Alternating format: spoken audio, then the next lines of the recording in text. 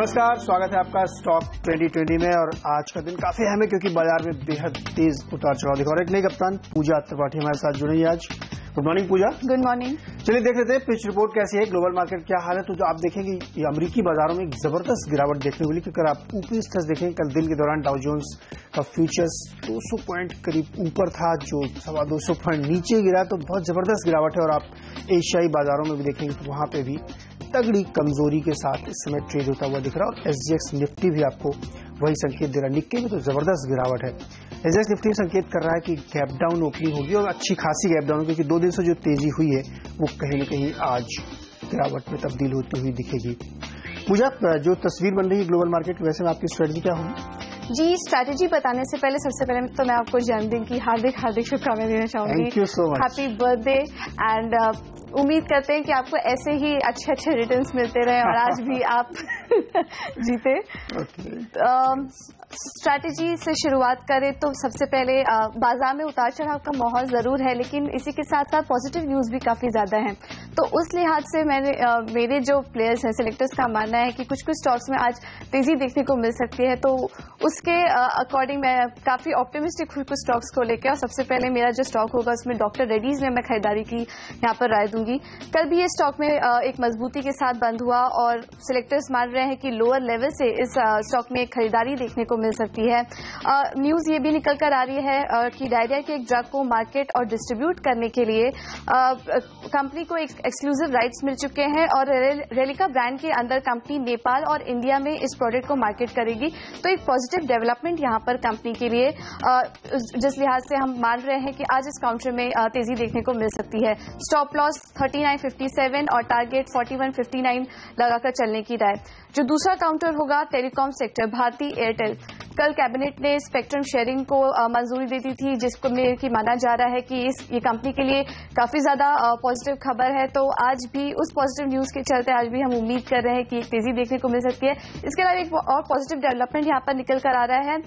भारतीय एयरटेल ने घोषणा की है कि वो एशिया की टेलीकॉम मेजर कंपनी एक्सियाटा के साथ बांग्लादेश में कारोबार करने के लिए जो अपने यूजर्स हैं उनको कंबाइन करेगी। और एयरटेल में बांग्लादेश के 9 मिलियन सब्सक्राइबर हैं, वही एक्सियाटा के करीब 28 मिलियन यूजर्स हैं। तो अगर इन दोनों का कारोबार मर्ज हो जाता है तो ये दूसरी बड़ी बांग्लादेश में दूसरी बड़ी टेलीकॉम कंपनीज उभर कर सामने आएगी। बांग्लादेश में एयरटेल को काफी मुश्किलें भी देखने को मिल रही हैं, तो एक मर्जर काफी पॉजिटिव साबित हो सकता है यहाँ पर कंपनी के लिए। खरीदारी करके चलने की राय होगी। स्टॉप लॉस 348 और टारगेट 336 का लगाकर चलने की राय। नीरज, आपके दो स्टॉक्स? जी हाँ, बिल्कुल।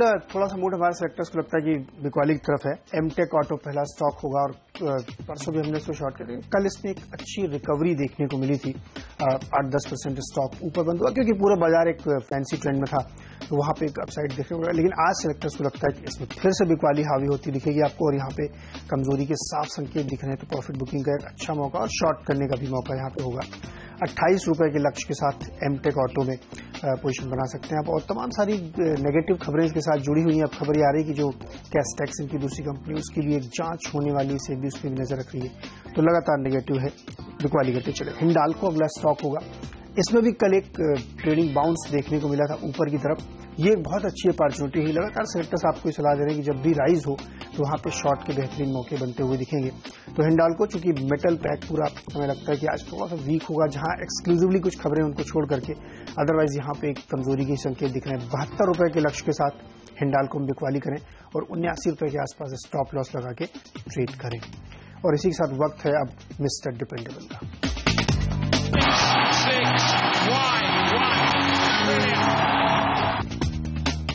डिपेंडेबल काउंटर की बात करें तो मुथूट फाइनेंस मुझे लग रहा है कि ये एक डिपेंडेबल काउंटर निकल कर सामने आ सकता है। यहाँ पर तेजी देखने की उम्मीद की जा रही है, क्योंकि कल कैबिनेट ने जो गोल्ड मोनेटाइजेशन स्कीम को लेकर जो भी घोषणाएं की थी, गोल्ड डिपॉजिट और गोल्ड बॉन्ड स्कीम को भी यहाँ पर मंजूरी दे दी थी। तो जो गोल्ड फाइनेंसिंग कंपनी है उसमें मुथूट फाइनेंस एक काफी अच्छा प्लेयर है।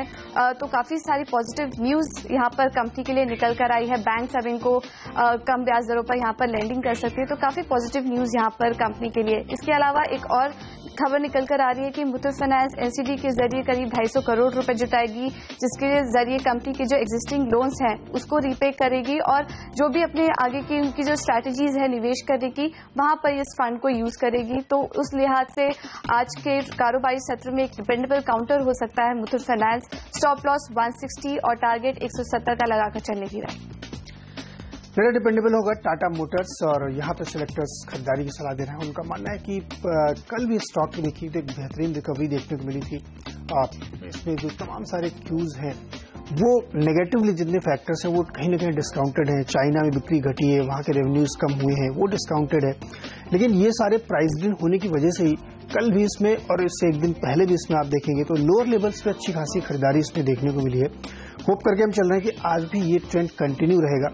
अगर गैप डाउन होता तो बहुत अच्छा मौका होगा यहाँ पे लॉन्ग पोजीशन बनाने का, और अगर फ्लैट रहता तो डेफिनेटली खरीदारी की सलाह बनी हुई है। तो सेक्टर्स को लगता है कि इसमें लोअर लेवल पे जिस तरीके की बाइंग देखने को मिल रही है वो इस काउंटर को, इस स्टॉक को और ऊपर ले जाएगी। 352 रुपए का ट्रेडिंग टारगेट लेते हुए लॉन्ग पोजीशन बनाए, 341 के आसपास स्टॉप लॉस रखें। वक्त है एक छोटे से ब्रेक का। ब्रेक से लौटेंगे तो आपको बताएंगे मिडिल ऑर्डर के 3 स्टॉक्स, साथ ही आपका पसंदीदा फ्री हिट भी होगा।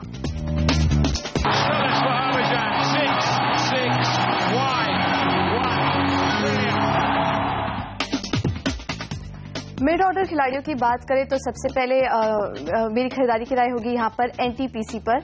यहाँ पर खबर निकल कर आ रही है कि कंपनी दामोदर वैली कॉर्पोरेशन का जो 2520 मेगावाट का रघुनाथपुर थर्मल पावर प्लांट है उसको दिसंबर तक एक्वायर कर सकती है। एनटीपीसी का पॉजिटिव न्यूज ये कि एनटीपीसी का यहाँ पर कहना है कि कंपनी इस ये जो प्रोजेक्ट है इसका पूरा का पूरा डेट एक्वायर नहीं करेगी, लेकिन बाकी सारी जो डिटेल्स है वो जब इन दोनों के बीच फाइनल बातचीत होगी उसमें सारी यहाँ पर डिटेल्स निकल कर आएंगी। लेकिन इस मसले पर आज एनटीपीसी और डीवीसी के बीच कुछ बातचीत होने का अनुमान है। तो किस तरह के डेवलपमेंट्स यहाँ पर निकल कर आते हैं इस पर हमारी नजर रहेगी। इसके अलावा एक और खबर निकल कर आ रही है कि कंपनी टैक्स फ्री बॉन्ड के जरिए 700 करोड़ रुपए जुटाएगी। सरकार ने यहाँ 1000 करोड़ रुपए जुटाने की मंजूरी दी थी, जिसमें कि 700 करोड़ पब्लिक इशू के जरिए यहाँ पर कंपनी जुटाएगी। तो इस खबर के चलते भी ये काउंटर आज फोकस में रह सकता है। तो यहाँ पर खरीदारी करके चलने की राय, स्टॉप लॉस 118 का और टारगेट 125 का लगाकर यहाँ पर चलने की राय। दूसरा काउंटर होगा जेएसडब्ल्यू स्टील। यहाँ पर एक काफी पॉजिटिव खबर निकल कर आ रही है। स्टील पर सेफगार्ड ड्यूटी लगाने का जो रास्ता था वो साफ हो गया है। सेफगार्ड डीजी का कहना है कि स्टील प्रोडक्ट पर 20% सेफगार्ड ड्यूटी की यहाँ पर सिफारिश की गई है और वित्त मंत्रालय की तरफ से जल्द ही इसको लेकर एक नोटिफिकेशन जारी होगा। काफी पॉजिटिव डेवलपमेंट यहाँ तमाम मेटल कंपनीज के लिए, जिसमें कि जेएसडब्ल्यू स्टील के लिए काफी पॉजिटिव खबर है।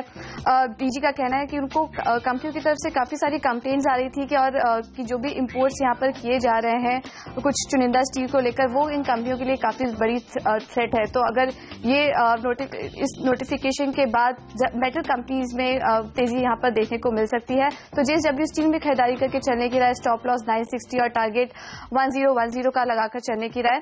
और इसके अलावा एम&एम फाइनेंशियल सर्विसेज में बिकवाली की राय होगी।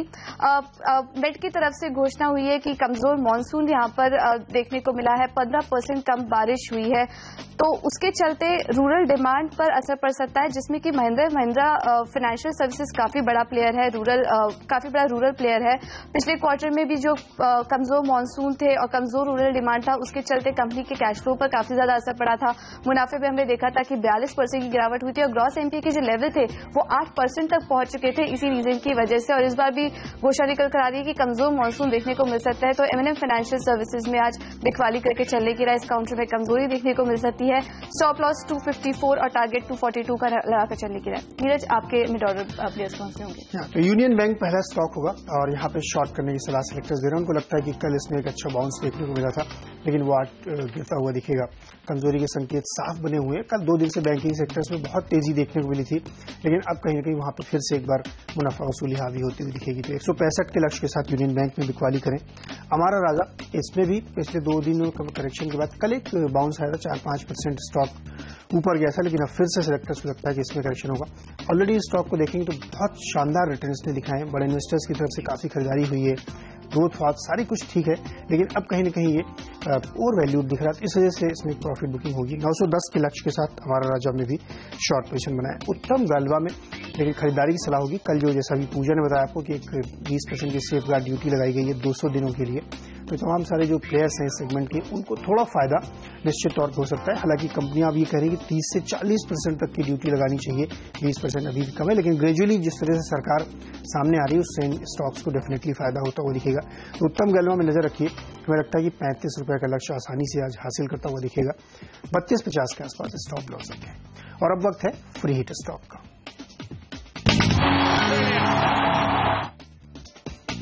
फ्री हिट काउंटर में अगर मैं बात करूं तो रिलायंस कम्युनिकेशन में आज खरीदारी करने की राय यहां पर सिलेक्टर्स दे रहे हैं। जो स्पेक्ट्रम ट्रेडिंग की घोषणा हुई थी कल, उसमें जो सबसे ज्यादा पॉजिटिव डेवलपमेंट है वो रिलायंस कम्युनिकेशन में यहां पर देखने को मिल सकता है। काफी पॉजिटिव खबर यहां पर कंपनी के लिए, और न्यूज़पेपर रिपोर्ट्स के अनुसार ये भी खबर निकल कर आ रही है कि अगले हफ्ते रिलायंस कम्युनिकेशन रिलायंस जियो के साथ स्पेक्ट्रम ट्रेडिंग को लेकर कुछ बातचीत कर सकती है, जिसके लिए कंपनी टेलीकॉम डिपार्टमेंट के ऑफिशियल के साथ भी यहां पर बातचीत करेगी। तो ये जो न्यूज निकल कर आ रही है उसमें जानकारों का मानना है कि काफी सारे बड़े मर्जर एक्विजिशंस देखने को मिल सकते हैं, लेकिन कुछ प्लेयर्स हैं जिनके लिए काफी पॉजिटिव होगा ये, और रिलायंस कम्युनिकेशन का स्टॉक उनमें से एक है। तो आज के कारोबारी सत्र में यहां पर खरीदारी करके चलने की राय होगी। स्टॉप लॉस 60 का और टारगेट 65 का लगाकर चलने की राय। मेरा फ्री हिट काउंटर एक छोटा काउंटर है, एडुकॉम एजुकेशन सेगमेंट में है, उस पर सेक्टर्स फोकस करना चाहते हैं। उनका मानना है कि पिछली बार जब एक महीने पहले करीब प्रधानमंत्री ने एक स्किल डेवलपमेंट की स्कीम लॉन्च की थी, तो उसका बड़ा एक पॉजिटिव इम्पैक्ट ऐसे तमाम स्टॉक्स पे हुआ था जो इस सेगमेंट में काम कर रहे हैं, और उस समय भी हमने आपसे कहा था उसमें बहुत अच्छे रिटर्न्स आपने कमाए। लेकिन बीच में बाजार थोड़ा कमजोर हुआ तो स्टॉक फिर से बहुत ही अट्रैक्टिव लेवल में काफी आकर्षक यहाँ पे दिख रहा है। इंटरेस्टिंग है कि प्रधानमंत्री कौशल विकास योजना जो बहुत फायदा देने वाली है तमाम लोगों को, वो इम्पोर्टेंट है। और जिस तरीके से इलेक्शन ईयर चल रहा है, सरकार के पास भी एक प्रेशर है कि रोजगार बढ़ाए जाए और ज्यादा से ज्यादा लोगों को स्किल किया जाए, उसका फायदा ऐसे स्टॉक्स को यहाँ पे देते हुए मिलेगा। उस योजना का बड़ा फायदा कैसे मिलेगा ये भी मैं आपको बता दूं। उस योजना के तहत है क्या है कि लोगों को छोटे छोटे कामों के लिए ट्रेन किया जाएगा, और उस ट्रेनिंग का जो थर्ड पार्टी होगी वो ऐसी ही तमाम कंपनियां होंगी। उसमें एक लोन की व्यवस्था की गई है जो 5,000 से 1.5 लाख रुपए तक का लोन होगा स्किल डेवलपमेंट के लिए, और काफी बड़ी संख्या में इसमें लोन किया जाना, करीब 34 लाख लोगों को टारगेट रखा गया है ट्रेन करने का। तो उसको अगर आप कैलकुलेट करें, काफी बड़ा अमाउंट है जो एजुकॉम जैसी कंपनियों को काफी फायदा देगा। एजुकॉम ने इसके लिए तैयारी भी ये की है कि उसने करीब 100 लोकेशंस पे ऐसी ट्रेनिंग की व्यवस्था की है जो क्रॉस द कंट्री है, जिसमें उड़ीसा, राजस्थान, बिहार, तेलंगाना, आंध्र प्रदेश और कर्नाटक शामिल है। ध्यान रखिए कि बिहार समय सरकार के भी फोकस में है, एवरीडे कुछ न कुछ एक पैकेज अनाउंस किया जा रहा है। कल भी वहां के लिए काफी अनाउंसमेंट हुए हैं, तो नजर इसमें रखनी चाहिए कि उन्हीं सारे स्टेट्स पे ये कंपनी फोकस करी जहां पे बिजनेस की बेहतरीन अपॉर्चुनिटीज दिख रही हैं। तो उस लिहाज से इसको काफी बड़ा बेनिफिट हो सकता है। हमें लगता है कि इस स्टॉक में आपको नजर रखनी चाहिए, फिर से अट्रैक्टिव लेवल पे है, 7-8% की गैप अप अगर खुलती है तो मुझे सरप्राइज नहीं होगा, तो आप इसमें नजर रखें। लेकिन ये एक बेट होगी जहां पे आपको अच्छे रिटर्न्स डेफिनेटली खरीदारी के लिए अपॉर्चुनिटी मिल सकती है। 13 रुपए का यहाँ पे ऊपरी तरफ टारगेट रखें, 10.50 पे स्टॉप लॉस रखें, और एडुकॉम में आज खरीदारी की सलाह होगी। वक्त यहाँ पे एक छोटे से ब्रेक का। जब ब्रेक से लौटेंगे तो आपको बताएंगे आखिरी के 3 स्टॉक, साथ ही पूरी टीम पर एक बार फिर से नजर डालेंगे।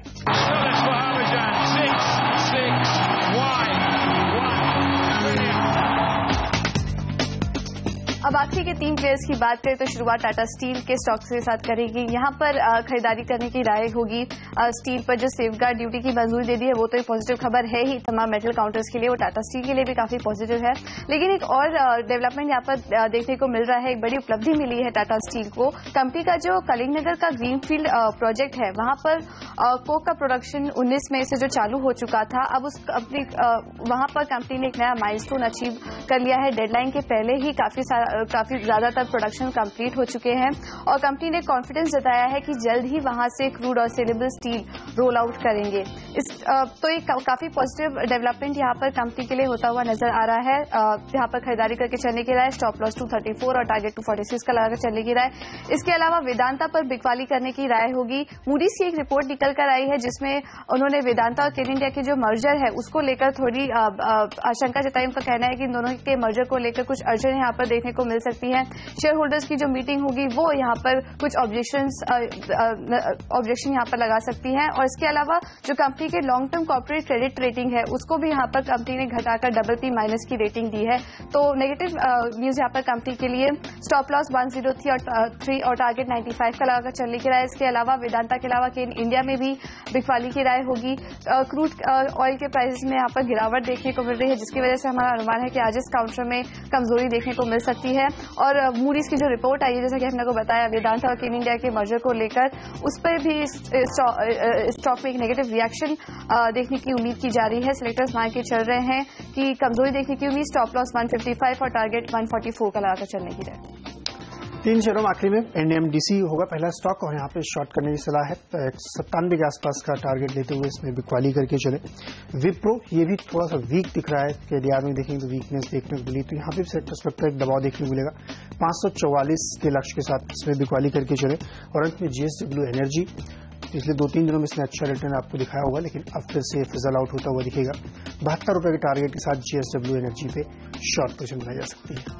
एक बार पूरी नजर डाल लेते हैं फिर से पूरी टीम हमारी। आप देखिए सेल साइड के स्टॉक्स जाना है आपको। एमटेक ऑटो कमजोर है, यहाँ पे काउंटर लग रहा है बिकवाली होगी। हिंडाल्को में भी वीकनेस दिख रही है, क्योंकि ये सारे स्टॉक्स वो हैं जो कल अच्छी खासी तेजी दिखा रहे थे। लेकिन डिपेंडेबल में टाटा मोटर्स में सेक्टर्स को लगता है कि एक क्रीपिंग बाइंग चल रही है, उसका फायदा उठाना चाहिए, यहाँ पे पोजीशन बनाए लॉन्ग साइड की।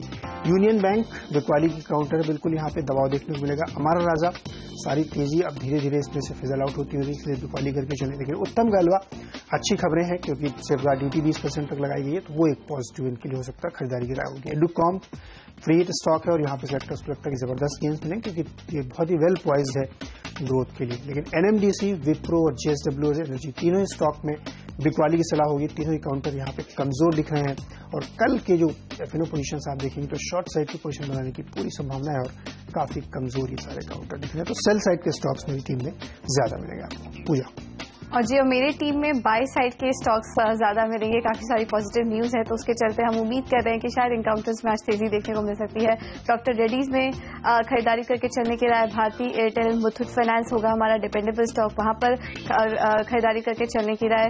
एक गोल्ड मॉनेटाइजेशन को लेकर जो पॉजिटिव डेवलपमेंट निकल कर आ रहे हैं, उसमें हमारा मानना है कि काउंटर में तेजी देखने को मिल सकती है। NTPC में तेजी करने की राय। M&M financial services meet monsoon को लेकर यहाँ काउंटर में थोड़ा दबाव देखने को मिल सकता है, तो यहाँ पर बिकवाली करके चलने की राय। JSW स्टील में भी तेजी करके चलने की राय। रिलायंस कम्युनिकेशन हमारा फ्री हिट स्टॉक होगा, यहाँ पर आज ट्रेडिंग सेशन में इसमें तेजी देखने को मिल सकती है। टाटा स्टील में भी तेजी करने की राय, और इसके अलावा केन इंडिया और वेदांता में बिकवाली करके चलने की राय। तो मेरी टीम में बाई साइड के पोजीशन आज ज्यादा है।